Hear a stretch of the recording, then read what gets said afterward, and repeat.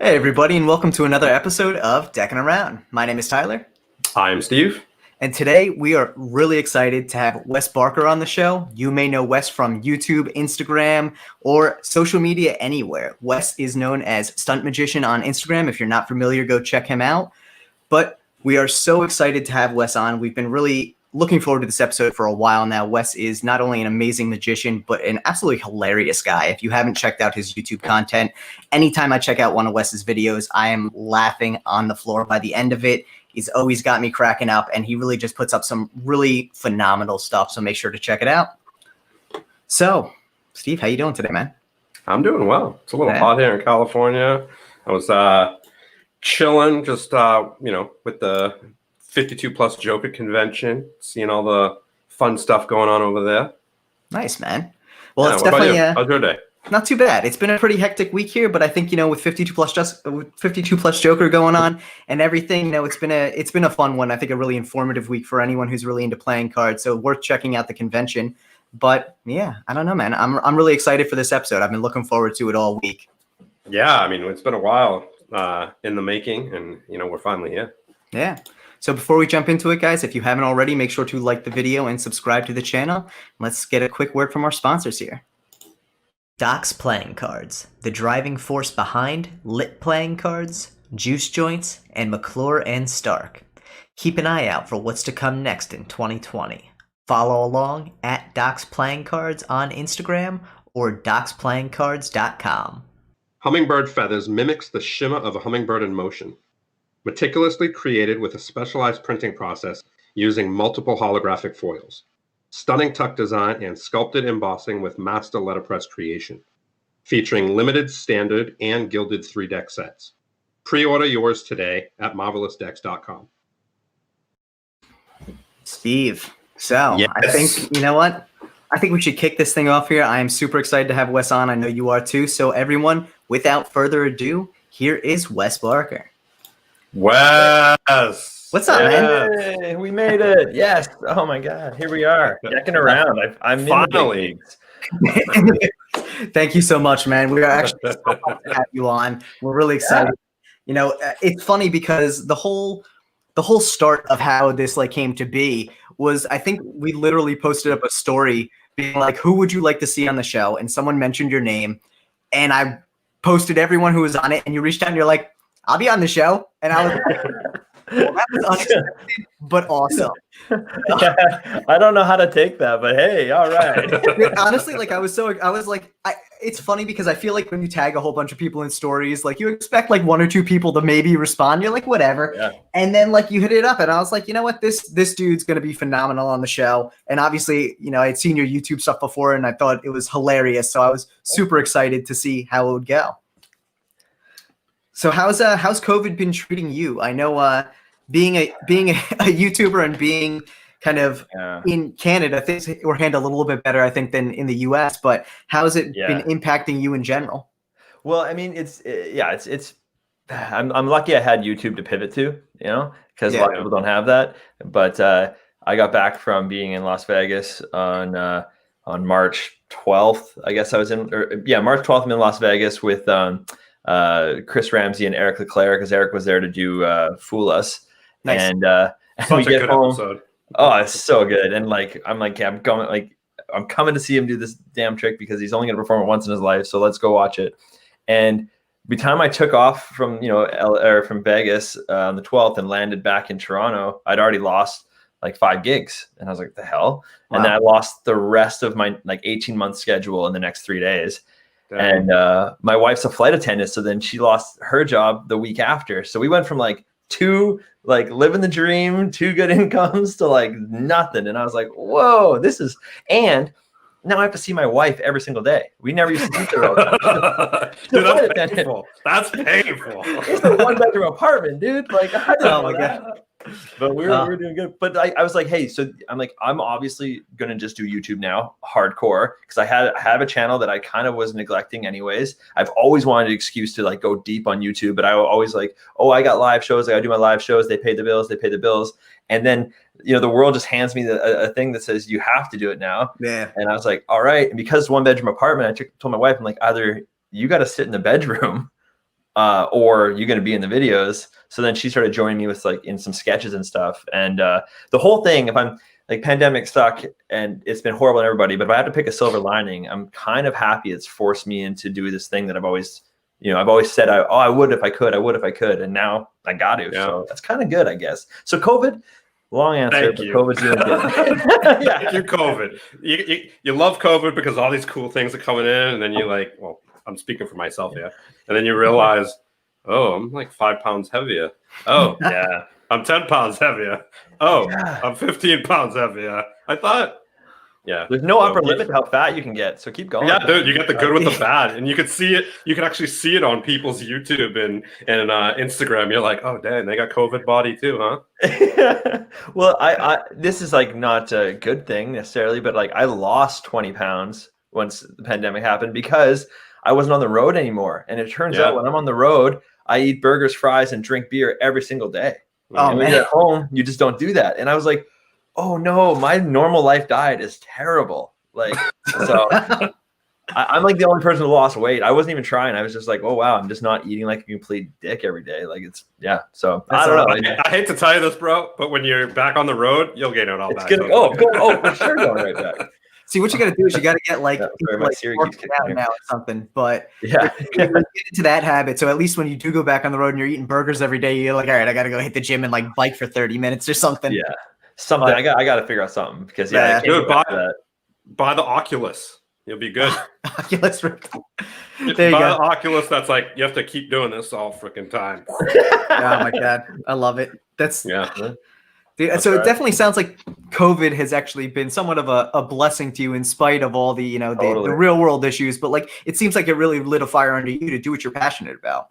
Yeah, it's really made it's made me put my just put all my creative juices into this thing, and what a weird, like, under no other circumstance have I ever done this. I'd always make excuses, and I've been able to in the last 6 months put out some like very interesting stuff. I'm way better editor now, a way better shooter. I've never even shot sketches. Now I've shot like 40, and then magic wise, like I'm always been the guy that like goes out and does magic or goes and films my theater sets and puts those on YouTube or whatever. And now I can't do magic to anybody. So how am I going to do magic but not be out there doing magic? It's been making me think like crazy. Like it's been weird, but ultimately, yeah, man, it's good. And I feel like it's same for you guys. Like this wouldn't exist probably in the same way if you didn't have that. So it's definitely allowed us to devote a lot more time to it. And I think it's been beneficial. I think the people who really have that creative outlet, like have the time now to dump into it. Like you said, there's no other excuse. Yeah, exactly. So and it keeps your mind, keeps you sane because you're like, well, I just got to work on this thing every day, even though it might only make you $1.50. You're like, I'm doing it. Like I don't care. You're making $1.50. Dude, we make like 12 cents. I'll send you half. Okay, cool. We appreciate it. That works. You know what the one great thing about you have really great people around you, and I think this is something that we should all really strive to do. Obviously, I have a great person around me, like Tyler, and he pushes me to do things that I'm not good at or don't want to fucking do. Don't want to frickin' do, to be honest.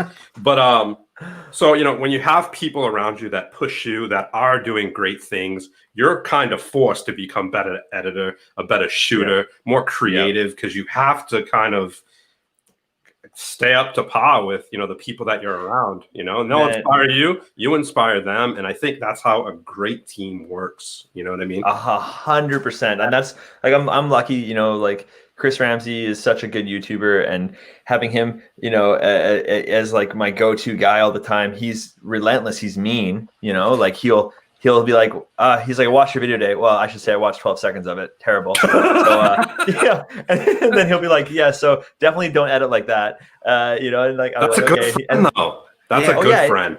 And he'll sit down sometimes if he's over or whatever. He'll sit down. He's like, is this video done? I'm like, yeah. And he'll sit down at Final Cut, and he'll squeeze 2 minutes out of a 10-minute video. He'll just chop it down. Yeah. Like, there, now it's done. And I'm like, so every time when I'm editing, I'm thinking of Chris. I'm like, all right, I like this, but it's got to go. And same with thumbnails and everything. So yeah, the team, that makes all the difference. And then if I ever need content, I hit up Alex Boyer, Eric Leclerc. I'm like, let's make something together. And they're down, Yeah. So yeah, when people you surround yourself with is like so key.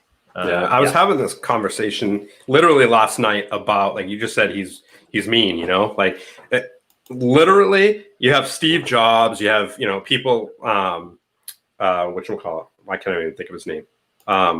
Elon Musk. I don't know. Bezos. Thank you, Elon Musk. Okay. Thank you. So you have these people. Take that, Tyler. Yeah. It was one of the billionaires. Tyler, you're gone. Wes, you're the new co-host.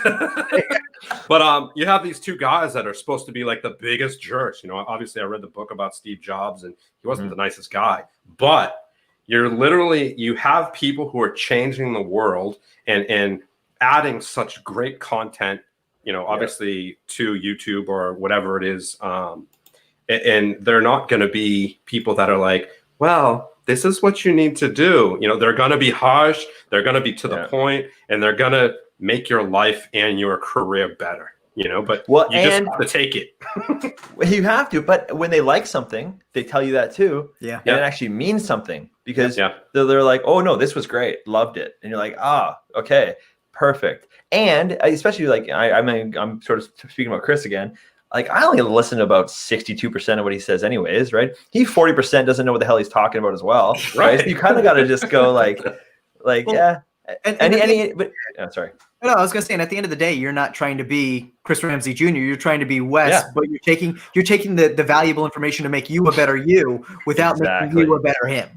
Yeah, and I know sometimes he'll be saying this, and I'll be like, "Oh yeah, sorry, that's exactly what I don't like about your videos." So I'm gonna ignore that. I'm like, I'm good. I wish. You know what you should do? You and Chris both. It doesn't even matter who, but like, I'm a photographer by trade, and my big thing is, I was a concert photographer. My big thing was to shoot the backstage stuff, because nobody ever sees that.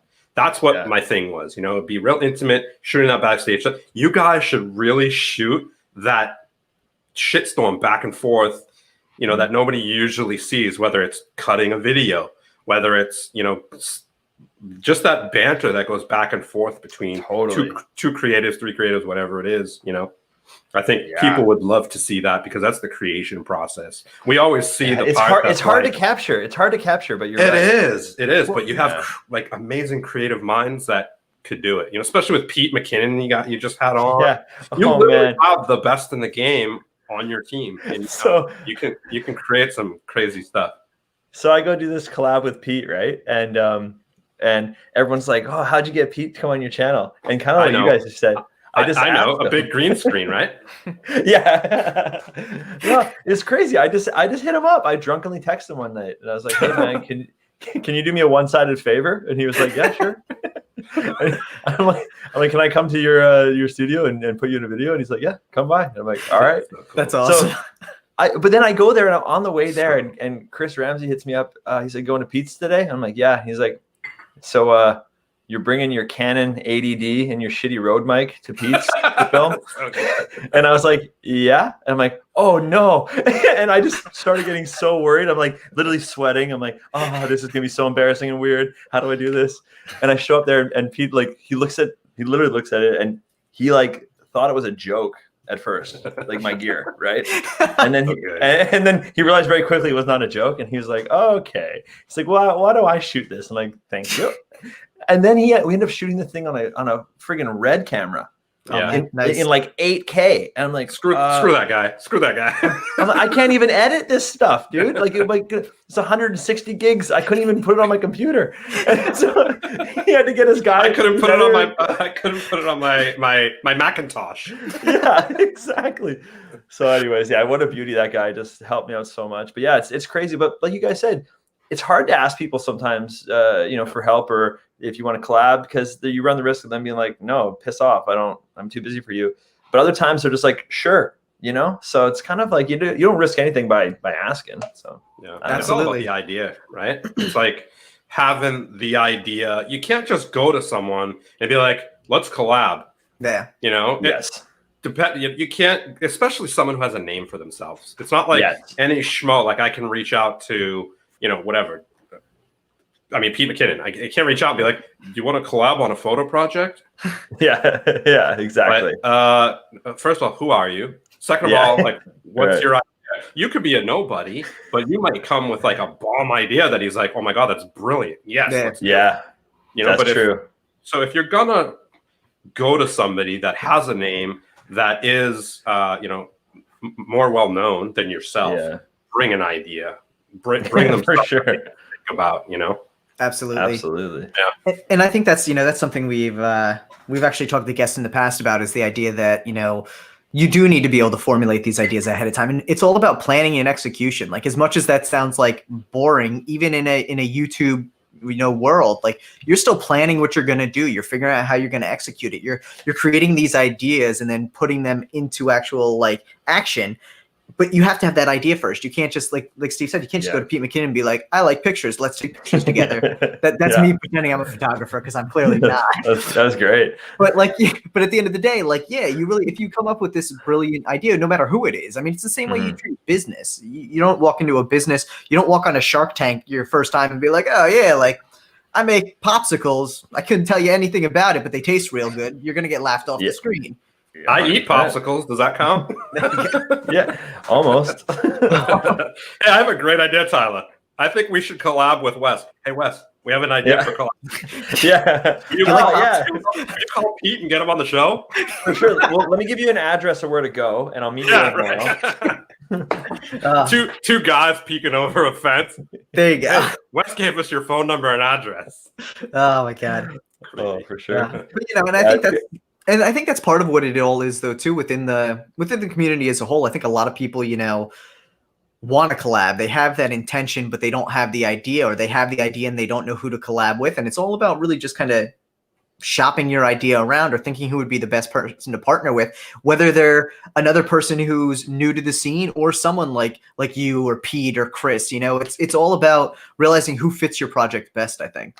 Well, I mean, that is for sure true. And the other thing is, sometimes you just got to do it, like, be like, okay, well, I'm just going to start doing it myself. Yep. In whatever version that means, at least it's better than waiting and wishing or whatever. And if people like what you're doing, like, then you at least have something to point to, or you can do it again. Like Chris Ramsay and I were talking forever about starting a podcast. And it was just like, oh, talk, never really happening. So I just started a podcast myself. Yeah. And by the 5th episode, he's like, I thought we were doing it together, And I'm like, well, then jump in.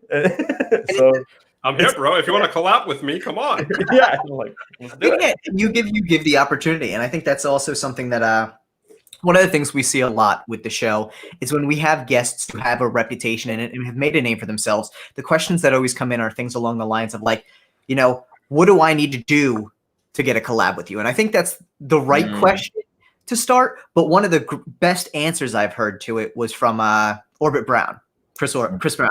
And he said, if you're doing something yourself, I'm looking.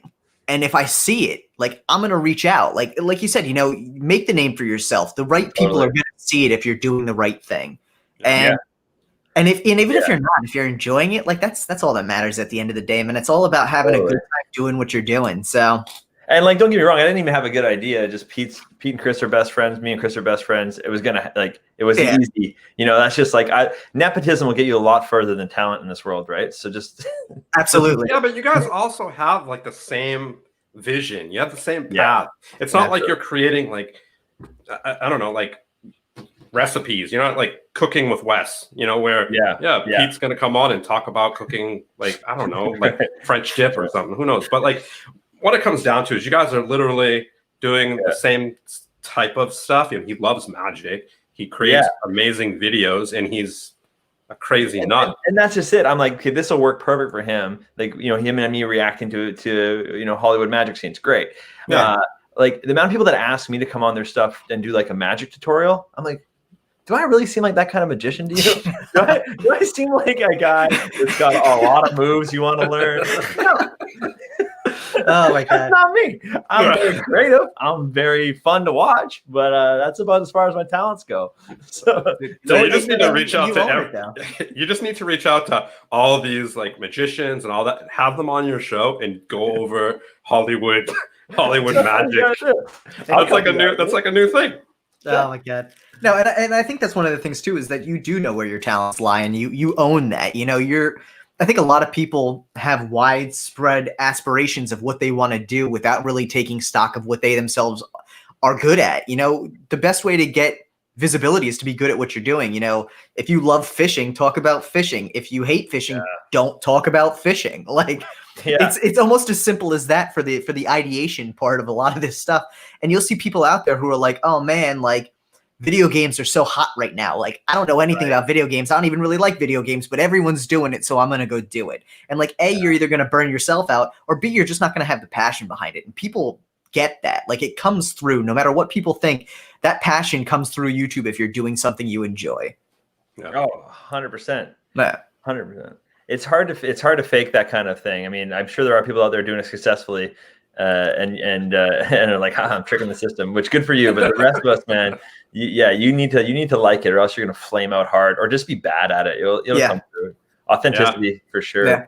Well, and if you're not passionate about it, I think, like you even said before, you know, this whole thing with COVID has made you a better editor. If you really weren't into what you were doing, you weren't going to have the drive to go make yourself a better editor because you don't care enough.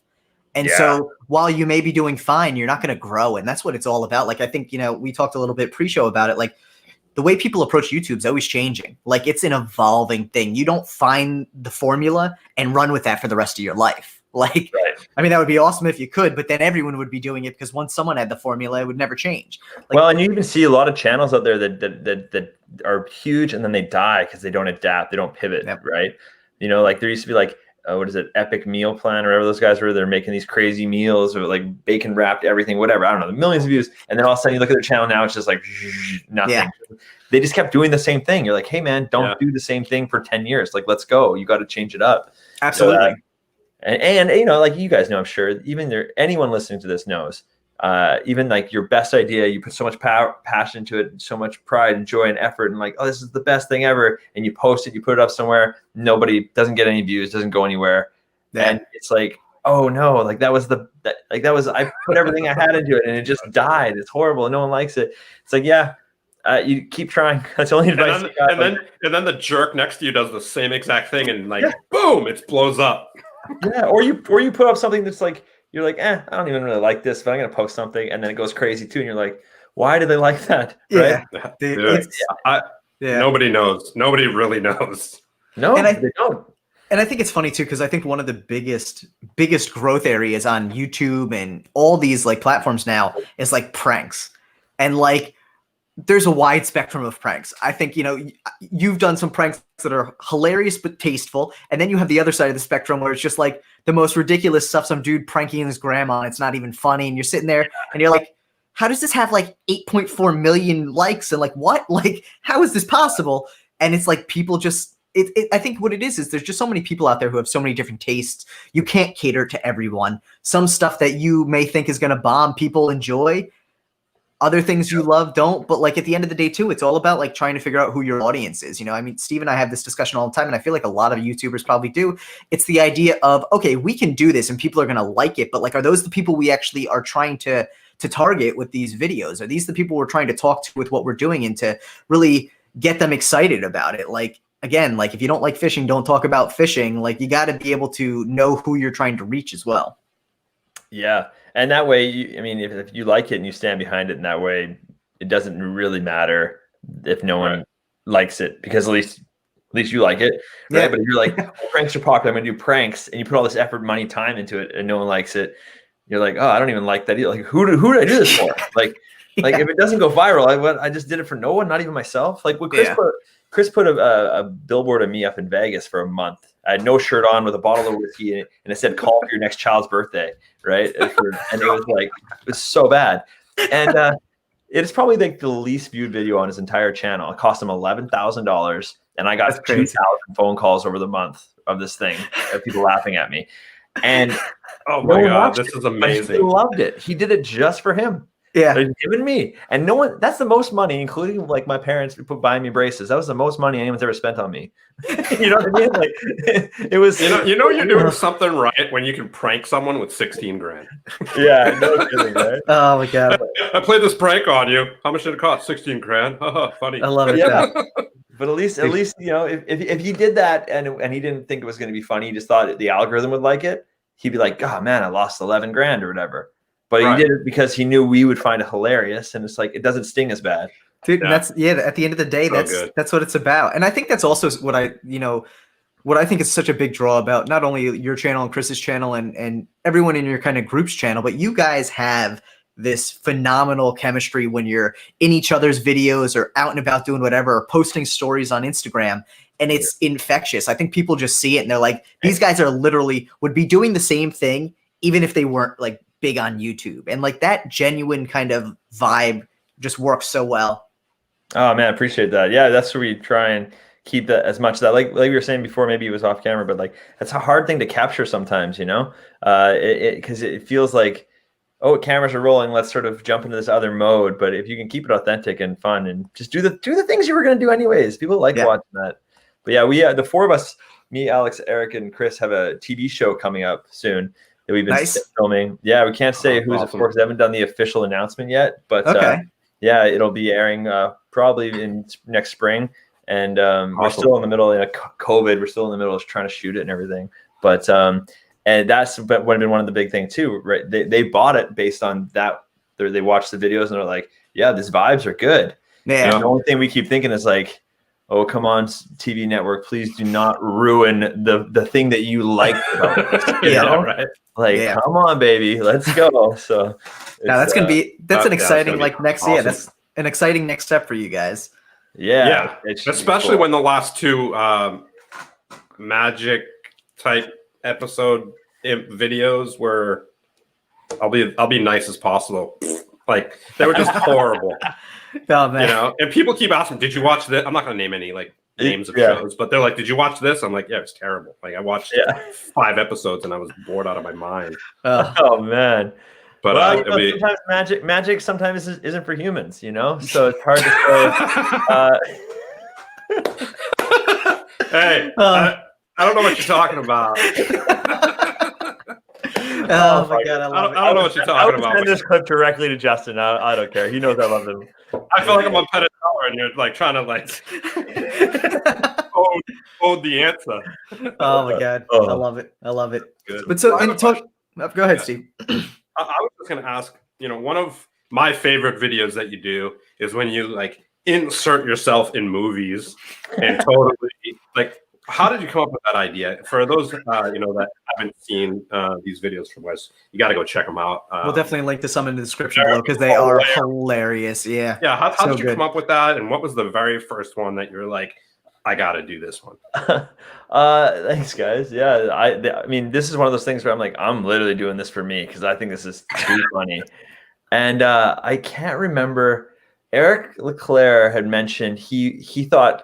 I actually don't want to give it away because he might want to still make that video at some point here. So, but he sort of mentioned something about that along those lines of like putting yourself into a show, and I was like, okay, in a movie scene. I was like, all right, and I'd seen I can't remember what I was watching, some random video, and it wasn't shot well. It was just a guy like on his phone talking to somebody in a movie, and it was like just poorly done. And I'm like, you know what?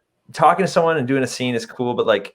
Yeah, I got magic with me. Like, why don't I try and do magic to these people? And immediately I was thinking about Mark Wahlberg in The Departed. Yes. And, you know what it was? It was Chris Orbit Brown who had dropped a little meme in our group chat. We have a group chat on Instagram, and he dropped a meme with Mark Wahlberg. This is what it was, and it said, "Is that your card?" And then it was a meme of Mark being like, maybe not, maybe fuck yourself.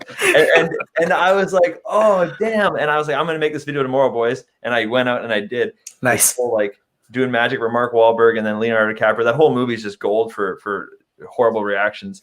The Leonardo DiCaprio one had me dead. Yeah, like so good. It was so good. It fit perfectly. Oh, I was so happy. Like even the way he looks and how, oh man, it worked out so really perfect. When they work out, you're like, whoa, they're so hard. They take me hours to edit. And I can't even imagine. But I'm glad you guys like them. It honestly made it worth doing it. I haven't done one in a while, and I was like tinkering with one now, and you just made me realize I'm gonna do it. I'm gonna put it up in the next 2 weeks. Is it gonna be the one that we talked about? Yeah. Sure. Nice. Awesome. Dude, they are so good. And honestly, I think that's one of the things I do love about your channel too, is you have so much like breadth of content types. Like you have obviously these videos in and a thrift shop. He said it looks like a flea market. there you go. But like, and that's, Dude, everybody that's a loves great flea thing. markets, so I don't know what he's talking about. But no, and it works so well though, because like they all have the same underlying like comedic value to them, just in different kind of styles. And I think that works so well because ultimately you're still kind of staying in that comedic vein. Yeah, that's the goal for sure. Yeah, trying to, it's hard. It is, my channel suffers a little bit for the lack of like it's better to have a channel that's more narrow focus where people can sum it up in one sentence and be like, oh, this is the puzzle guy, this is the doctor that reacts to watching House or whatever, I don't care, or Pete McKinnon's the photographer guy. But if you could like, but mine's just not like that. I don't even know how to sum it up. People are like, what's your YouTube channel? I'm like, do some stuff and try to make I got you ready. It's funny as shit. Done. There you go. I like that. I'll take that. But it's hard. Magical sketches. Like, I don't know. Yeah, think of shit. It's hard. It's hard. Alternatively, there's a 50. This is a long sentence, but like 50% chance Wes is naked. So there you go. Oh, dude, I have so many flags and community guideline flags and stuff on my channel. It's insane. I'm sure you're supposed to look down and see all these like little green, dollar signs. They're all monetized. Mine are like red, gray, yellow. It looks like a rainbow when you go down. Oh my god, I love it. Well, you gotta have the rainbow everywhere. Like, yeah, I mean, I'm in nowadays, Yeah, for sure. Inclusive that way. No, it's fun though. I'm glad that people dig it, and again, a lot of it's just making whatever I feel for myself. Doing sketches was a new thing. I got a little bit desperate in COVID times, right? I'm like, okay, we gotta make content. Yeah. My wife's a flight attendant, so I'm like, she had this idea about like, okay, what if a flight attendant works from home? So it was like the first sketch we did together where I brought her on the channel. We had never really done sketches, took forever to film, and that one blew up. It went crazy. And I was like, oh, okay. And like that was some much needed income. And then so we started making sketches, and I it was so far from what I was doing. There was zero magic involved. Yeah. But a lot of people were sticking around for it, and it was making me happy.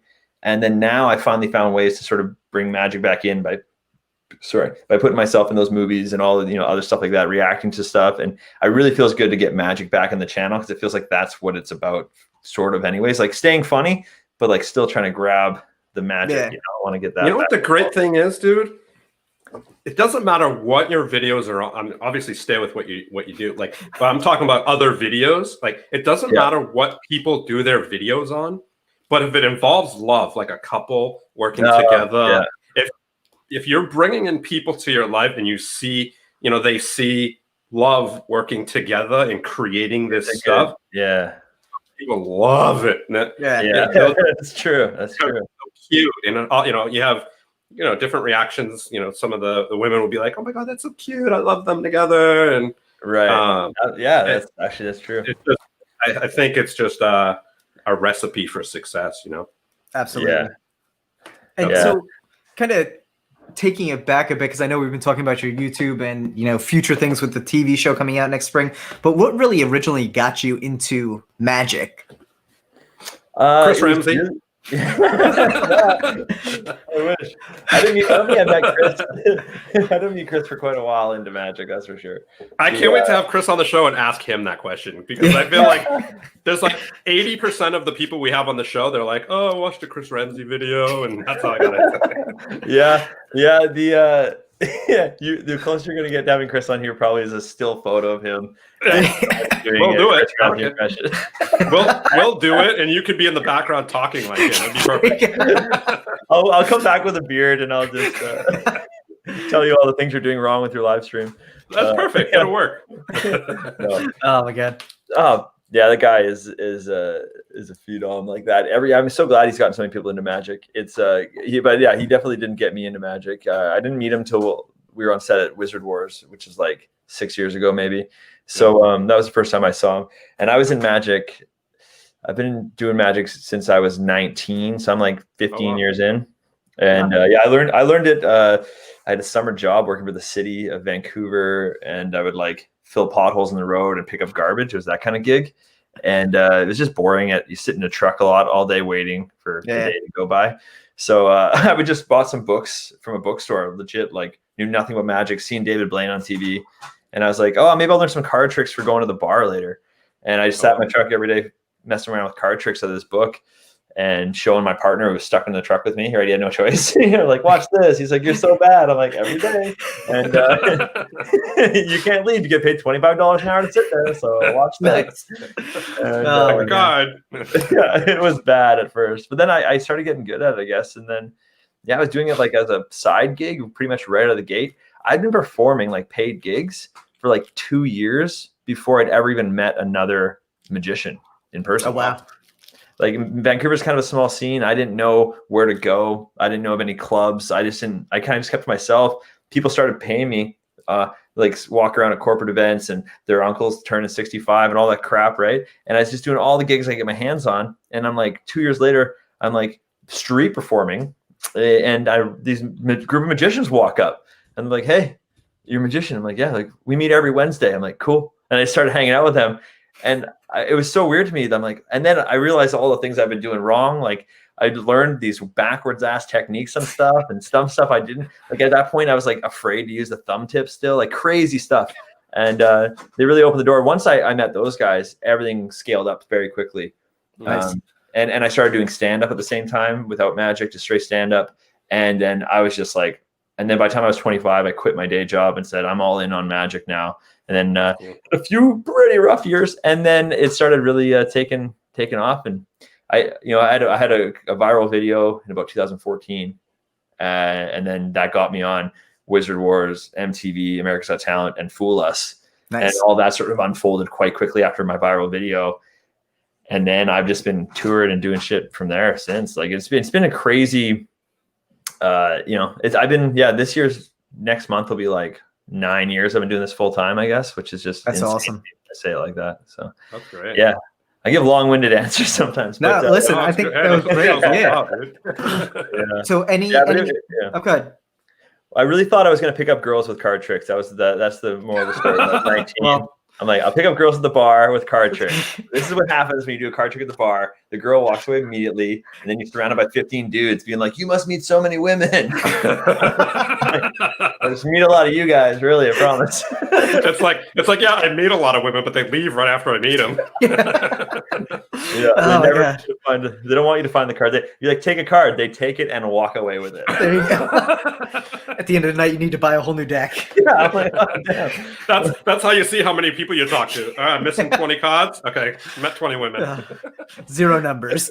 Time to lower my standards. Oh my God, that is too funny. And I think it's interesting though too, because like nowadays magic has become, I think, a lot more mainstream than it was, 20 years ago. Even like now, people are like, oh yeah, like you can pick people up with magic. I mean, not to say he's a magician you should model yourself after, but like look at Julius Dean. Like every single one of him is like, and granted that's probably also marketing, but every single video of him is like, hey, I'm talking to this gorgeous chick while I'm doing magic, and everyone's just like, oh, you can. Who? Julius Dean. Oh, okay. No, I didn't hear you. I was like, man, that's kind of a dig, Steve, but all right. One of the biggest names going right now, but all right. It sounded like I'm like, what? Yeah. Yes. Yeah, he's got the right vibe, and that is the vibe it gives off is like, yeah, you can talk to anybody. I look at me, I'm like not a stereotypically attractive guy, and I can just do this.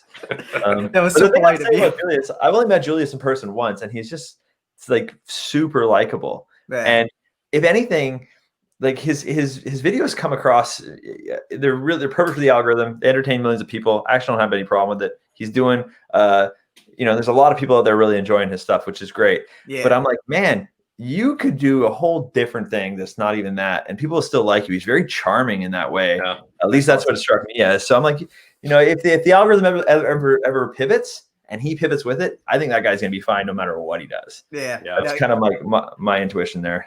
He's definitely got a good vibe going with him there, 100%. But I think, and like I was saying, nothing, not even knocking his videos. I think just the fact that he's showing people that magic is something you can do in public. You don't need to be ashamed of it. Like you can go out and talk to anybody. You could be at the beach and just do magic for people. And I think everyone, and if you flash, clearly they won't even notice. Right? So it's no big deal. Well, it depends on what your definition of flash is, right? Yeah. Yeah. I think here's the thing though. There's a huge difference because I think a lot of people who do, magic in the streets or something, they're kind of awkward and they're kind of like creepy in a way. And I think you have those people, and then you have the people who are cool and hot, you can talk to people normally and have fun and not make it so awkward, And I think more of those people, the awkward people, I think, are more in the past, like in the history of magic, which is, we've talked about this a lot too, is I think everyone's perception of magicians in the past are like nerds, right? They're kind of geeky and they're nerdy. Yeah. And now just seeing the community, there's a lot of people who are funny. There's a lot of people who are like good looking and charismatic and, even female magicians, a lot of them are. If Darcy Oak walked into a bar, every girl would look at him, before he spoke. Right? As soon as he spoke, he's done. But if he didn't speak, you'd be like, that's an attractive fucking dude. And that's just not what you think of when you think of magicians back, traditionally. But now it's like all kinds. Yeah. And it's different. Like a lot of, I think most cool magicians, and I don't want to like make fun of anybody.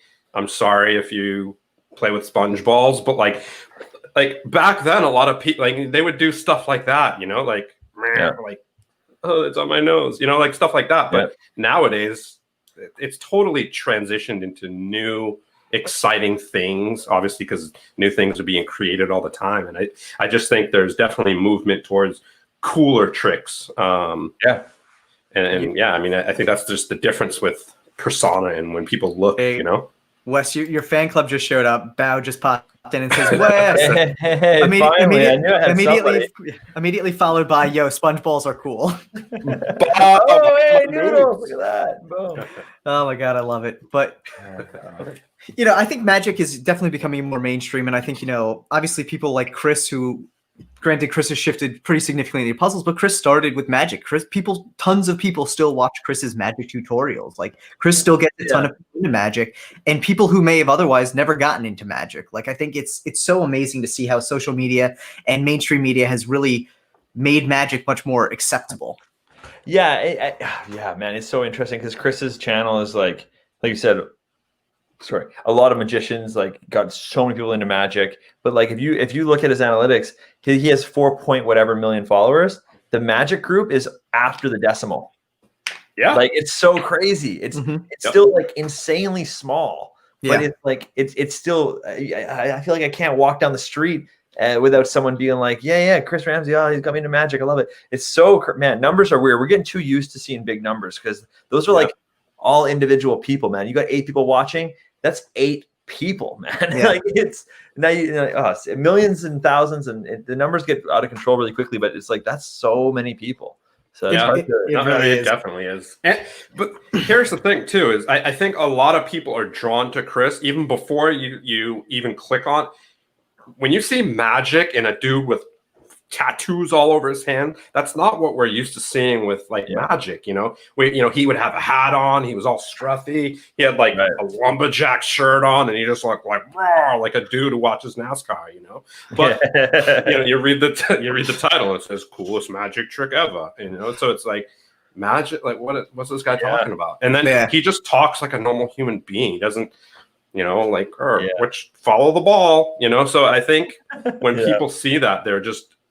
He's likable, like you said, and it's the same with your channel and other channels that do bring people in, whether it's Andre Geek and stuff like that. Yeah, I think that's really cool too. Where they're like, I love people that do magic, but it's not even the thing they're famous for now, right? Andre, Chris, Pete. Right? It's so crazy that you're like, wow, you guys are monsters in a whole separate subsect of things. Like I can like Chris at a magic convention is hilarious to walk around with. Like if I walk around, I just leave him at the front and go, and he's not going to go anywhere. But I imagine Chris at a puzzle convention. I don't even think. I mean, I think he would be like Michael Jackson or something. I don't know, bad example. I don't know why. When the guy's a crazy pull. But let's hope he's not like Michael Jackson, all right? What's the age limit of this convention? Let's stop by saying that. Man, weird, you know. But he'd be like Bill Cosby or something, man. He'd be a bad example. Sorry, I'm getting a bad example. Let's not go any. Let's. No, I got a What's the name? Hey Tyler, you know we were really looking forward to monetizing this video. You know we're having Wes on, and we're Oh my god, I love this it. is quickly turning into a rainbow video. Okay, a red check, a green check. No, they're gonna take that away right away. Yeah, man. He asked me the other day. He's like, "Hey, how much are we making on our podcast?" I was like, 30, $40 a podcast. It seems like on the good ones. He's like, "So what's the split?" I'm like, 100% and 0%. He's like, "Okay." It's just, sorry, man. That's the split. I don't know what to tell you. Yeah, right. Go take your $15,000 ad money and yeah, exactly. Yeah. There's your split.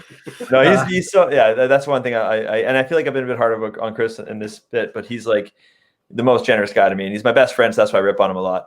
But like the camera I use right now, my camera broke. I had this like Panasonic thing, and it shit the bed. The flip screen stopped working, and I was at his office, and he just unscrewed his camera that does the top down for his puzzles.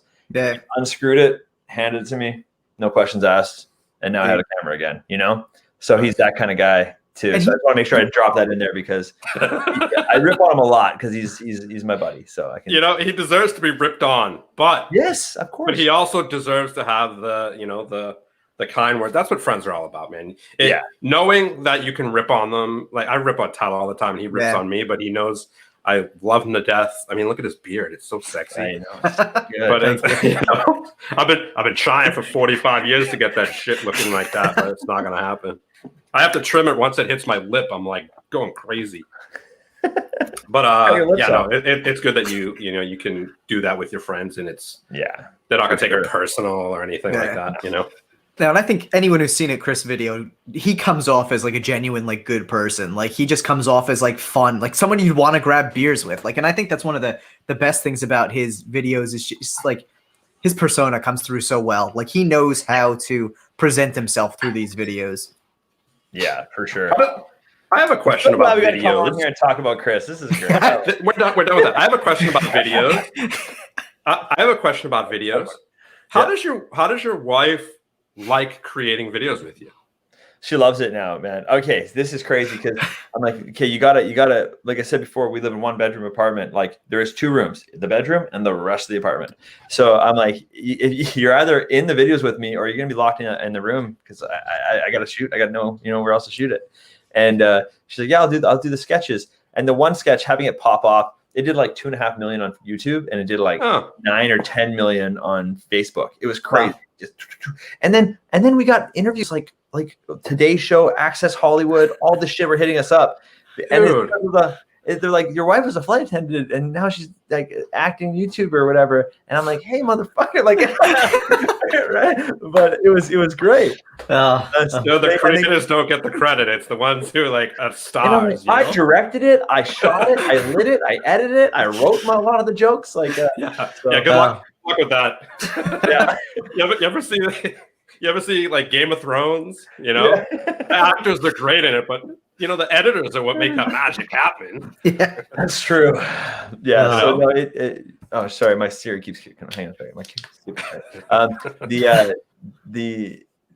So she really does like it. She's not as accustomed to YouTube as me, so she's like, how come the other videos haven't been going to and getting millions of views? That's not how it works. And then we would drop another one and it would get like a few 100,000. She's like, there we go. Right. Like, why is, and I'm, oh, wow. And cause she can see video to video, the quality and the content is just as funny, just as good. Yeah. Like, why wouldn't they like it? And I'm like, cause it's just, some things just hit a thing and they hit a vein and they go, and she's like, okay. And now she likes it so much that she started getting into Photoshop, doing her own thumbnails. She's writing sketches way more. That's awesome. Started her own channel now, right? Nice. So she's doing this whole thing. She's like, okay, I want to do a sketch over here for my channel. We'll do one for yours. I'm like, whoa, hang on. Wait, what? She's gonna have more followers than him in 2 months. She tells me every day. Like, yeah, it's only a couple months before I pass you, so like get your head around that. And she's like, and then I'm like, I'm still editing. How do you have a smaller channel than me yet you have a cameraman and an editor? This is crazy. I'm so, it's That's- been great, but so she really likes it, and she's very like, she lets me direct it, and she doesn't take offense. I can tell her everything. I'd be like, that take was garbage, do it this way, and she's super receptive. It doesn't bleed into our relationship at all, which is like surprising. No, that's really awesome though.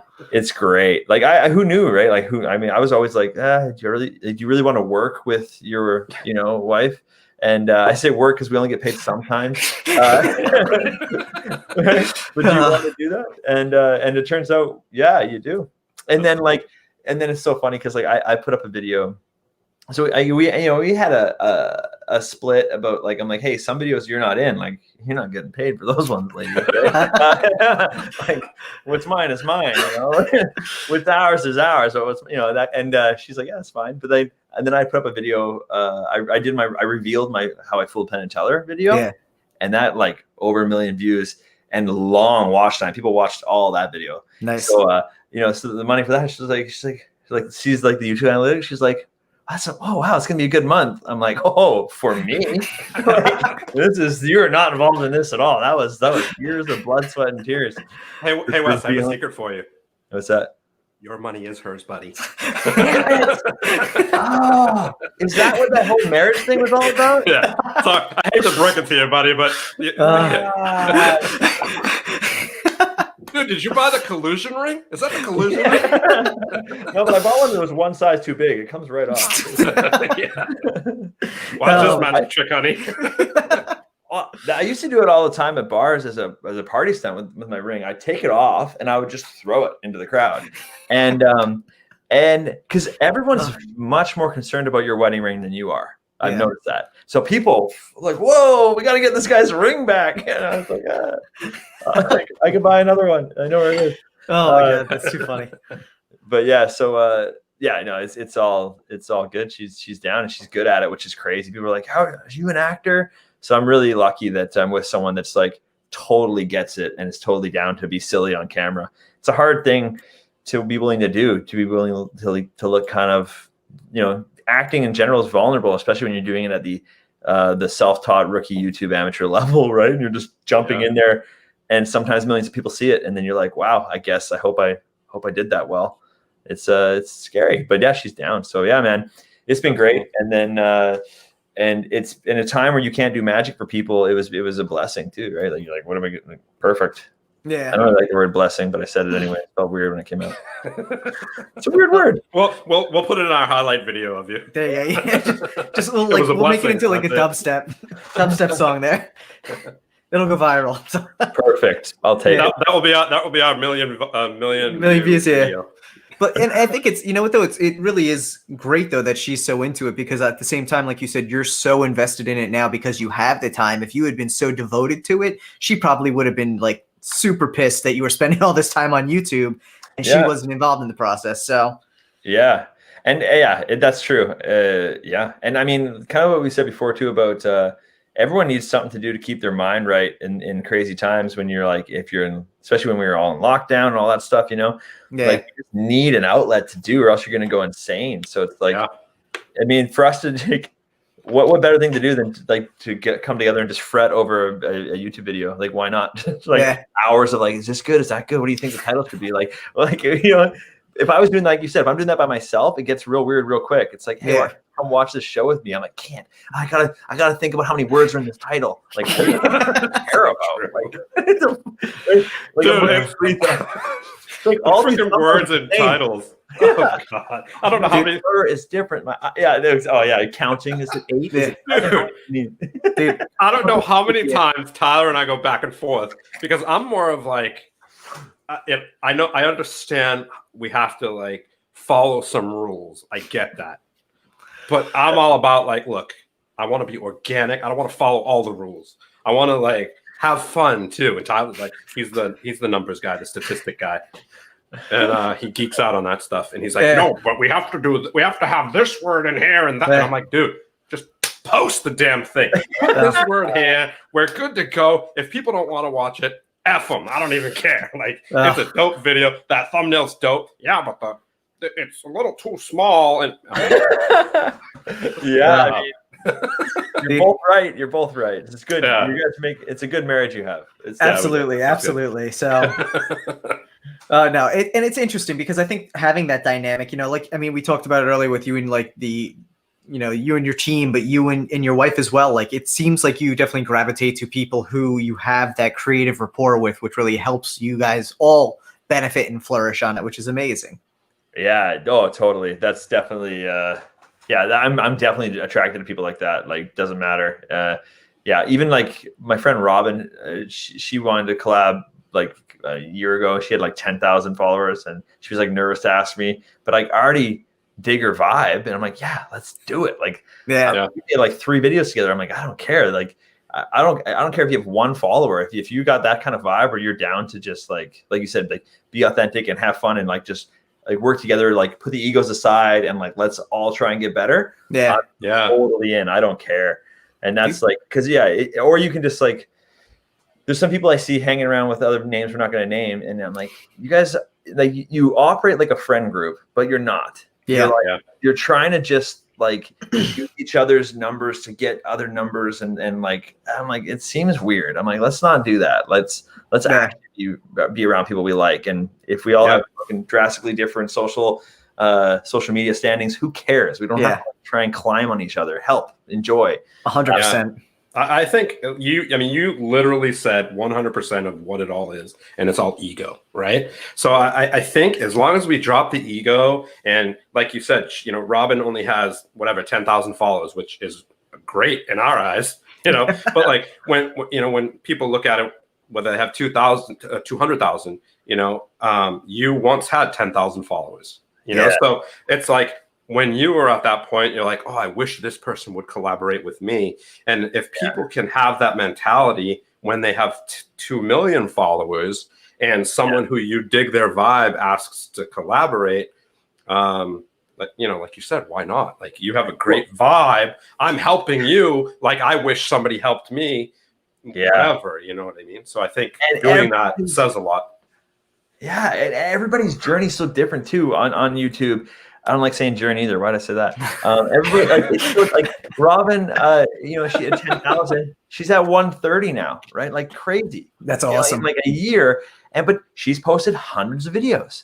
And then I got you get a guy like Chris. Chris really didn't hardly make any money in his first 300 videos he made. 300 videos. Yeah. Now people are making 5, 10, 15. I'm like, it's not working. Yeah, sometimes it doesn't work. For 300 videos. Just keep going. But your ego's getting in the way. It's telling you you're not good at it, or that other people had it faster or better or whatever. It's like, no, man, just we're all doing the same thing. We're just grinding. Like, I made 50 videos before one of them popped off. And I've looked back now and I'm like, that was actually a pretty fast trajectory given how I've seen other people go. So like, yeah, man, you just gotta luck, man. Make it for yourself, because that's all you can do. That's all you can do. Yeah, no, absolutely. And it's luck too, right? It's like you can make, like your wife says, you can make 10 videos that are similar. They're both kind of, they both make, they all make you laugh.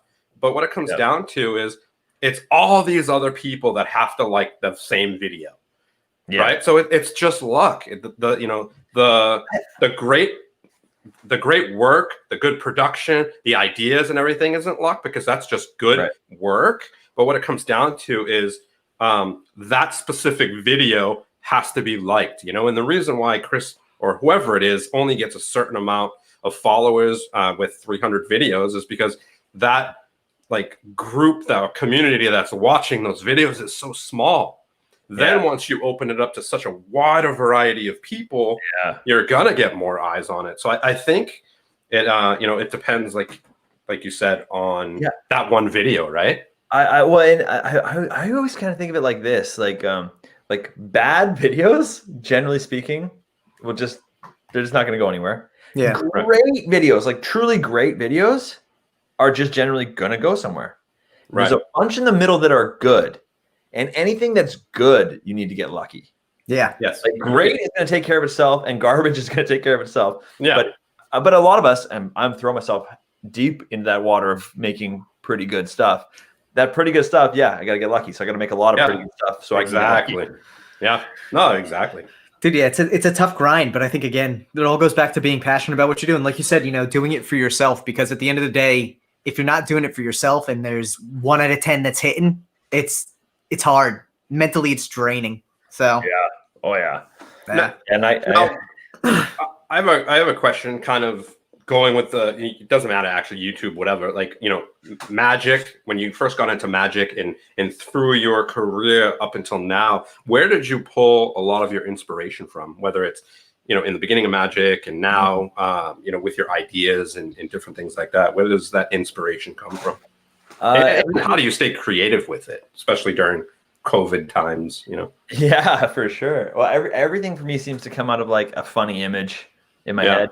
I always start there and work backwards. So like, I'm like, okay, I don't know. I saw a guy on YouTube make a homemade blow dart gun. I'm like, well, got to make a magic trick out of that. That's so funny to see someone shooting a homemade blow dart gun, even to be on stage, and the notion of teaching people how to make a blow dart gun in the audience, because they're like illegal all across Canada and most of the states. It's insane, but they're so easy to make them for $1, right? So I was like, this is wild. So I'm like, then nothing else matters to me now. I'm like, had this blow dart gun idea. Now I got to figure out a trick, like, oh, I want to be at the end of my show. I'd love to be on the end of my show, standing in my underwear. How do I do that? Right? How do I have a beer in my hand, standing in my underwear at the end of my show? So it's all these funny images. And then I just like work a method in reverse. I got my buddy Travis in Vancouver. He's like one of my go-to magician minds. And we just hash stuff out together. And that's how everything comes out with me. Like I always have this weird image. And then I like to tell stories. I stay creative by telling stories. Weird shit happens to me on day to day. And I love sitting around with friends drinking and just telling stories. And if you're ever telling me a story, don't get bogged down with the truth. That'll really ruin it. Just tell me as possible. Right? And we just telling stories, and funny stuff comes out of stories all the time. And laughing's good. When I'm in a laughy mood, man, the ideas are just flowing. People saying stuff. I'm like, oh, that's a funny line, or that's a funny image. Oh, imagine if you did this. I'm like, oh wow, okay, crazy. And then next thing I know, I bought 200 feet of climbing rope, and I got a basket that says fishing for beer, and I'm hanging it off my 14th story apartment building into people's other balconies, and people are throwing beer in there, and I'm filming it, and that video dies on YouTube. So good. It dies. 8,000 views. Horrible. And it was so fun. I'm literally out there with just lowering it down. People just see the sign. They're throwing bags of chips. Someone threw in weed. I'm getting like bar minis. It was crazy. No one likes it on YouTube. Can you send it to us so we can link it below? Yeah, we'll definitely link it below. That's the best thing ever. We're gonna link it. We're gonna get you 2 or 3 or 4 more views. Those are the 2 I wanted for sure. Yeah, well, one of those views is probably Steve-O, and I'm gonna go collab with them then. You know what I mean? Right. And you really don't. You really don't, though. And that's the phenomenal thing about it, because even if it's someone who's watching who's not a YouTube celebrity, it's someone who could collab with you in so many different ways. And I think, one of the things that people forget about YouTube, and I think the people who are truly successful on YouTube long-term usually do pivot into other things as well. We see it with Chris and his puzzle that he recently released in his card brand. We see it with your new brand, Second. Like, you may have someone who sees your video and be like, oh man, like, I'm not big on YouTube, but like, I love this brand idea that Wes has. Let's see what we can do with it. Like, those people can do so much more off the platform, which then potentially gives you, another whole way you can grow. And that's why we're all so lucky. Anyone here who's into magic, you're so lucky, because magic is just interesting to all kinds of people that you'll randomly meet like well-known people or celebrities that just are fans of magic because it's cool, and you have a jumping off point you didn't even know you had, right? We're at a bar one time, and I don't know if you guys know Jason Sudeikis, but he walks up to us, and we're like, hey, it's Jason Sudeikis. He walks up to us and he's like, you guys doing magic? And we're like, yeah. And then we're like, yeah, we're a magician. She's like, I know, I see the videos. And we're like, what? And he like pulls out a deck of cards, like, can I sit down? And we're like, yeah. And oh my God, so weird. And it's like, it's so random. People are just into magic, and like, what a great thing. Like, I don't think that's happening to people that like, I can't even think of an example of something that's not fun because I don't do it. But even like, I don't even know an example of a hobby you'd have. But like, people are just walking up to you and starting to talk about something uninteresting. But magic's just so inherently compelling that you might have anybody, Right. Absolutely. It's true. I don't know. I mean, you have someone like John Stessel, who is like the celebrity magician, right? Right. You Look at those eyes, baby. Look at those eyes. Yeah, right. Beautiful. Yeah, I mean, it just happens, you know. Which I think is, it really is so cool about that though too, because even if you're not necessarily into magic, magic does fascinate people. Like, Yeah. you probably find a lot. I mean, granted, you will find people out there who are just like not into magic. They're the heckler of your group, but like that's what it's all about. Like, magic is, the fun for it. People, it does create that bond there, and anyone who is good with that, you gotta run with it. You gotta do what you love with it. So Yeah, absolutely. So we did briefly just mention your brand Second. So why don't you give us a little bit of let's hear a little bit about this. So yes, Chris Ramsay has a brand called First, and terrible name, horrible. No, it was genius. I was like, you son of a bitch, it's so good. And then I was like, okay, well, I'm just gonna troll Chris, and I'm gonna make a brand called Second. And I just copied his fonts and everything, and I just started selling. Like, he had this gold First t-shirts or whatever, so I made gold Second t-shirts. I just started selling them drop shipping style. And true Chris Ramsay fans are they're down, they're buying them, they're funny. And Chris was like, he's like, why would you do Second? I'm like, well, it's second to none. Obviously, that's what it means. Just talking out of my ass. And I really vibe with it now. Like, it means something to me now. I'm like, yeah. Like, I said it just as a joke. I was just trolling him, but I'm like, I like this brand. It plays off him well, which is fun. I don't really like being like a sidekick. Yeah. But I also don't really care. Like I said about ego, it doesn't really matter. I don't really care. He's my best friend. I don't care how people want to view it. If ranking 1 and 2 seems like a real thing to them, they can go for it. I love the concept of second to none. I love just the way, and Chris loves it too. He's like he'll leak. Not even leak. He'll just his guy will just send me all the stuff that they're going to do for their next drop, and he'd be like, "Hey, you want me to make all this in Second?" I'm like, "Yeah, if you can, please. I make it." Yeah, so good. Let's go. Really, yeah. So dude, I think people we should do a third. Let's do third. Yeah. Someone's going to do it. Someone's going to do it. Oh, for sure, and by all means. That we don't own the numbers; they're there for whoever. I just see it being one of those things that you see. You ever see the clips of bad knockoff clothing where it shows the one that always sticks with me is it's a picture of the continent of Africa, but it says Asia, and things like that. I could see someone all of a sudden you see through a flea market, you see a third shirt one day, and you're like, wait a second, what? Yeah. What the hell? Oh, I love it. It's been great. I had a guy, just random guy. He owns a coffee brewery, they're called 421 Brew House, and he's like, hey, I want to make coffee for you. I'm gonna make Second bags and we'll do a collab with my coffee. I was like, okay. and then I'm like, and he sold a bunch right away, which I was like, that's wild that people would buy that. But I send me the coffee. I love coffee, so this is gonna be great. And then in our podcast, we do a vibrator race, which is ridiculous. And, which I absolutely love, though. And that actually is one of the questions that was going to come up in a minute. So fun. So we do these vibrator races. The winner gets their comment pinned on that video, right? No matter what they want to say. It could be mean or nice. I don't care. I will pin it. And the guy that gets second gets a bag of coffee, because the guy that runs the coffee shop is like, yeah, man. Well, I printed up a bunch of bags. He's like, until they're gone, give them out. Awesome. It's so good. His second coffee at home, and then he's like, you think we can get Chris to sign a bunch of bags? I'm like, sure. As if he knows what Chris's signature looks like. I got it, baby. Oh my god, that's Chris so perfect. Ramsay, spelt wrong. I don't even care. Oh my god. There's a British comedian named Chris Ramsay, and he spelled EY instead of AY at the end. Yeah. But Chris gets so many so many people listening to his stuff and watching his stuff in the UK, thinking it's that comedian. He's very popular over there. That's so funny. you need to have a name that's also close to somebody famous in another country that'll help get your views up. That's some ingenious and invaluable advice. You guys should call your podcast Steve and Tyler, right? Dude, so that's the thing. That's what I was just gonna say. Dude, that's brilliant.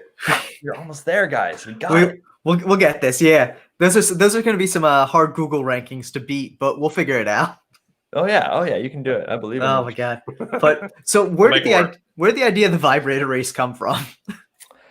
Oh man, no idea. All right. I think I have no idea why I thought of it. You're a liar. You saw one fall on the floor that you were using, and it just shot across the floor, and you're like, I have an idea. The first podcast I did by myself, I was like, I need to do something stupid. I need to do something stupid that people will, so I can pin comments, and I wanted to have little stupid little games so people are like engagement, right? Yeah. And I had 2 vibrators, and I remember when I was in Australia years ago, they used to have these crab races, and they would have crabs that they'd put nail polish on their shells and write numbers on them. They dumped the whole bucket of crabs on the table, right, in the middle of this round table, and all the crabs would just start, doing crab stuff, right? And then you'd bet on which crab would fall off the side of the table first, right? And you're sitting there drinking, betting on crabs. It was really weird. And then I was like, hey, I have 2 vibrators here. Don't ask me why. And I was like, I'll put them on my chair, and just whichever one falls off first is going to be the winner. He's like, don't ask why. yeah. Don't ask why. I skipped right over that. And then I was like, okay, this is great. I'll just make a proper course now because I love it. And turns out making a course is the best thing ever. And they're racing, and it's surprisingly unpredictable. And it's crazy. Things are ahead, and I'm like, what? It's better than sports. Here you go. Reed Ferry says this week's vibrator race champ is in the house. I love it. I absolutely love it. So good. Yeah, he had to come from behind victory, and for a vibrator, that's pretty common. You know what I'm saying? So it was. I don't even know. I don't know what the level of this conversation is supposed to be. Oh my God, there's no rules, expectations man. here. This is organic as it could be, man. We love it. So, well, and it's funny though too, because like beforehand, obviously we post some Instagram stories being like, oh, what questions do you have for Wes? And the 2 that stood out to me were, how many vibrators do you own? And why are you always naked? And I'm like, they go perfectly hand in hand. So. Yeah, I think being naked's funny always. I mean, 100%. I've been in various shapes in my life. So I'm like 185 pounds right now. I've been 240 before. So like when I was like heavier, I'm 5'9", so 240 is pretty bad looking. Yeah. And when I was like that, I would if I got naked then, it was very funny. I'd streak parties and stuff. Right? They're like, oh yeah, this guy, he's running down naked. It was fun. And I just sort of adopted that as a way to, I don't know, deal with just be like, just show that I didn't give a shit, Yeah. And that's how I've always it's been my whole life. All through high school, I'd be the guy that would streak a party or whatever, and then it's just carried on into my adult life, which is crazy. Like 34 years old, running down the road naked makes no sense. But again, some things you do just for yourself, Yeah. As long as you're enjoying it, that's all that matters, man. As long as good video, man. Good and video. as long as your wife doesn't get mad about you streaking parties, you're fine. No, she's as likely to do it as me. Trust me. New video. Oh my God. Yeah, that's why. And then vibrator, I own half a dozen vibrators, half a dozen dildos. You never know when you're going to need one. So, That's true. I mean, you're a comedian as well as a magician, so they're comedic props. There you go. Exactly. I like to bring them to people's houses when I go for dinner or something, and then I pretend I found it in a drawer. Oh my God. At a house party. It's a whole. That's amazing. It's always funny. Like put it in the dish. Put it in the dish cabinet, like on the dishes. Yeah. I call them real life bits. Doing in the dishes. Yeah, exactly. Oh my God. I should put out a book of real life bits because you're never going to film it. It's just perfect. It'll make everyone laugh. It's so awkward. That's so I started doing it again. Another story from when I went to Australia. But this girl picked me up at an airport, like friend of a friend. I never met her, but like she agreed to pick me up at the airport. Anyways, I sit in her car. I do not know what compelled me to do this. Never met this girl before. Thanks for picking me up. Give me a ride. Awesome. I don't know what compelled me, but I opened the glove box for no reason. I was just sitting there talking to her. Like, who snoops through someone's car when they're sitting there with them, right? Of course you snoop through their car if they weren't around. But she's right there driving. I opened the glove box, and there's a purple dildo right there. And I was like, what? And I just grab it. I'm like, what? Like I was so blown away. And I'm 23, and I don't have I just didn't care. I was like, this is crazy. And she starts dying laughing. It comes up with some story on the spot about being for some bachelorette party. Okay. I actually didn't believe her. No, I believed her. But it was just amazing. And ever since then, I'm like, oh, dildos are funny. Because I felt it was so funny to me in that moment. And her, we were dying laughing. I'm like, that's my life now. Dildos and vibrators. So good. Listen, you figured it out. So Oh my God, that is so good though. That's super fun. I feel like, you know what? There's probably a lot of people out there who have at least one moment in their life where they're like, yeah, there was a dildo involved that makes it a comedic experience. But you purposely make comedic experiences around dildos and vibrators, and I think it's phenomenal. Like you're doing some great work out there, bringing real joy to the world. All right. Oh, I did a video of me dropping vibrators in people's bags without them knowing. I saw that. Oh my God. I saw so like fun. one of them and I died because you basically you dropped it in the bag and then you came back and you're like, has anyone seen my vibrator? And it was so good. Yeah, and people like some people will notice, some people will throw them away, some people will like look at them and like keep them. It was just a wide variety of like amazing moments. And that's the thing, like, why is sex so weird in our culture sometimes? I'm like, who cares? A vibrator, who cares? Let's go. Yeah. Here's the question I have. How much have you spent on I was gonna say, what's your vibrator budget? Hundreds and hundreds. Some of them are really expensive. And if I'm in a bind and I don't have time to order a cheap one, I'll have to go to the store. Sex store. $40, $50 sometimes. You never know. Oh my God. You need to get a sponsorship deal with like an Alibaba vibrator company. second vibrators. Oh, you wait until our Bottom of the Barrel podcast. We're coming out with Bob vibrators for sure. Oh, well, that's gonna be great. That's funny. I'll send you guys one. Don't worry. We appreciate that for sure. We'll do a deck review on it. Yeah. Oh my God. We'll do a magic deck. I guess we can figure out a name for it. I mean, listen, we literally have a magic review channel show just called Reviewed. It's named only Reviewed exactly for that purpose because I wanted to leave it open-ended enough that we could review whatever the hell we want. You got it. There you go. Yeah. It's a magic vibrator.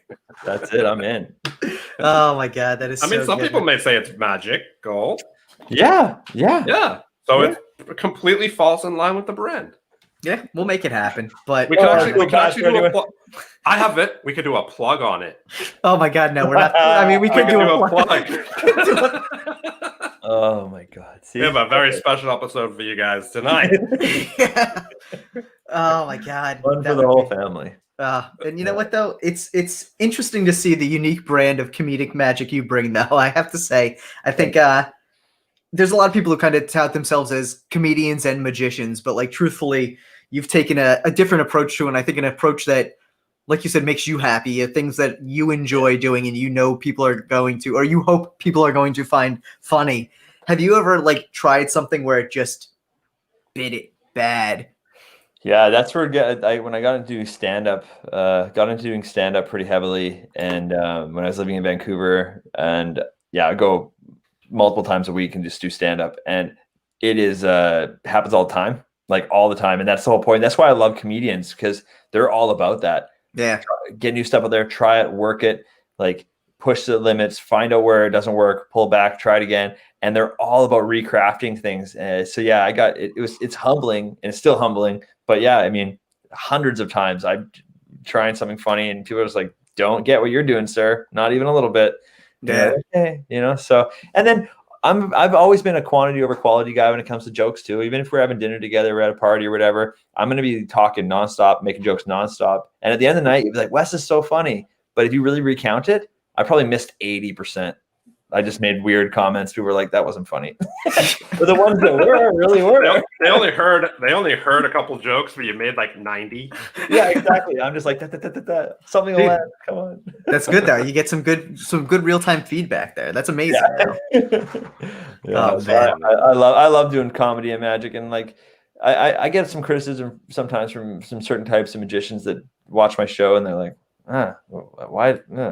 And I'm like, yeah, it's not for you. I don't think right. Like if you don't like it, I get it, because if you like magic a certain way, I'm probably not giving you that. When we always talk about being unique, I'm really trying to do that. Just trying to stay true to me. And that definitely means leaving like some shin limb bands on the side, like you might not dig what I'm doing. If you do, and you have the capacity to love both styles, now you're my people. But if I'm not for you, I'm not for you. But the last thing I want to do is not be me, because it sounds weird, but it's pretty cool when you watch your own stuff and you're like, even like a couple years later, you're like, yeah, still funny. Don't care. I like Yeah. that.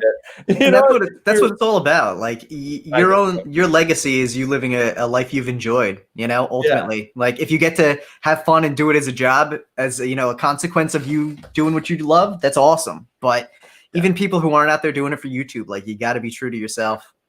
Yeah, I agree. I love it. That's what you guys are doing. That's why I'm so glad you guys asked me to come on here. This is great. Dude, no, we're glad to have you on. Honestly, like we genuinely, when I messaged Steven and was like, yeah, Wes said he'd do it. He was like, what? And I was like, yeah. I'm like, dude, this is going to be sick. And like, I knew immediately. I'm like, this is going to be a fun time. Like Wes seems like a hilarious dude. And it's always interesting to kind of talk to someone who is so open about what they do and talks about obviously the YouTube hustle and all that kind of stuff, but also just someone who you can tell is a good person and is genuine in their videos. Like you come off that way. I think there's a lot of people out there who try, to break outside of who they actually are. And that's not the best way to do it. You've found something that just, again, you're true to yourself. I think it's awesome. Yeah. Thanks guys. Yeah, I appreciate that. No, it's stupid Siri again. Shut up. All right. Now Apple's going to cancel our podcast here, but I'm so sorry, guys. You're good. You're good. Yeah, no, I appreciate you saying all that, and it made me so uncomfortable. I had to pretend that my thing was popping up there, so that was no. No, this is great. I'm really happy that you guys are finding me funny. It makes this easier. I mean, the good thing about it. After this, I'm going to get links of videos of yours to put in the description below. I'm just going to end up watching them and spend like a 3-hour rabbit hole just going down to your videos. Perfect. So it's going to be a great night for me. I know it. But one of the things I did want to touch on here before we kind of wrap things up a little bit. I know someone had asked earlier, post-COVID, do you still have intentions to go out and actually perform again?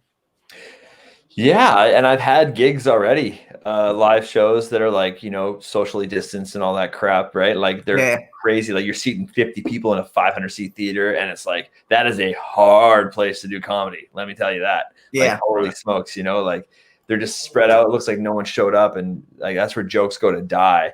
But I'm still doing it. I love it. There's like my single favorite thing ever is performing live on stage. Yeah. I do love doing like close up style magic, but like for some reason I've really grown to love a certain size audience on stage. 200 to 1,000 people is like my favorite thing. Nice. And I'll do that all day long. Like I want this TV show to be huge just for the sole purpose of being able to go tour and do shows for people, like I want to have a YouTube. I want to get millions of fans on YouTube just so I can go tour. Like that is my thing. I would love just to block shoot in schedules and then tour the rest of the time. I cannot wait. I love seeing different places. I love meeting people, and I love performing live, that instant feedback instead of filming a video, editing for 5 hours, posting it the next day and waiting the next 3 days to find out if it was any good. Like, okay, right? Like let's go. Real time is so much more fun. So I plan on doing it all. As soon as they'll let me get back to like full scale performing, I'm in, man. I can't wait. Yeah, and so we look forward to hopefully see you where we're at, and we'll be sure to check it out. And so I'm starting to have more time today. I'm actually in my mom's kitchen right now because I'm in Vancouver for a gig, and and I'm in her kitchen, and I've been getting signals from them that seem like they want access to the kitchen to eat. So I was like, oh yeah, I guess I didn't think this through very well. Nice. Well, no, and we appreciate you coming on, honestly. And you know what? There were definitely some questions in the chat that we will get some answers to at another point in time. But I think, this has been an amazing experience just getting to talk to you about the hustle and just your experience being a magician. I think it's interesting to see your unique take on it. And like you said, you are trying to create this unique persona, which I think you've done a phenomenal job with. So we really do appreciate you coming on tonight, man. Oh, thanks, guys. I really appreciate it. I love what you're doing here. This is great. I can tell you right now, this is, out of all the podcasts you guys have done, this one's my favorite for sure. Well, you know what? We feel the same way, Wes. Don't you worry. No offense to anyone we've had on in the past, but we definitely get that vibe. This was a home run for us for sure. So thank you. Well, thanks for having me, guys. Well, guys, thank you everyone for checking out the video tonight. Make sure to like the video and subscribe to the channel if you haven't already. We have a quick word from our sponsor, but make sure to stick around because we're going to be announcing next week's special episode before we sign off tonight. Ooh, I can't wait. Doc's Playing Cards, the driving force behind Lit Playing Cards, Juice Joints, and McClure and Stark. Keep an eye out for what's to come next in 2020. Follow along at Doc's Playing Cards on Instagram or docsplayingcards.com. Hummingbird Feathers mimics the shimmer of a hummingbird in motion. Meticulously created with a specialized printing process using multiple holographic foils. Stunning tuck design and sculpted embossing with master letterpress creation. Featuring limited, standard, and gilded 3-deck sets. Pre-order yours today at marvelousdecks.com. So thank you everyone again for coming. We have actually a very unique episode next week because this is going to be the first episode where Steve and I are actually going to be in the same location. Oh my God, we're going to meet for the first time. We're actually going to meet, and we're going to be airing next week live from the Art of Play showroom. So guys, make sure to check out that episode. We are shooting for, which of course I have Wes's information up there still with an Art of Play thing because that's just how I do today. But that being said, we're going to be airing next week at 3 p.m. actually Pacific Standard Time. So I will post that below. We're going to be doing a special tour of the showroom in the warehouse at Art of Play, as well as sitting down with Dan Buck and chatting on Deckin Around. So guys, thank you again, everyone who tuned in tonight. We really do appreciate all the support. We love all you guys for coming out. Wes, again, thank you so much for coming on, man. It was such a blast. My pleasure. Great. Thanks, guys. We look forward to seeing everything that's coming next. Yeah. Hell yeah. All right. Peace, everybody. Take care.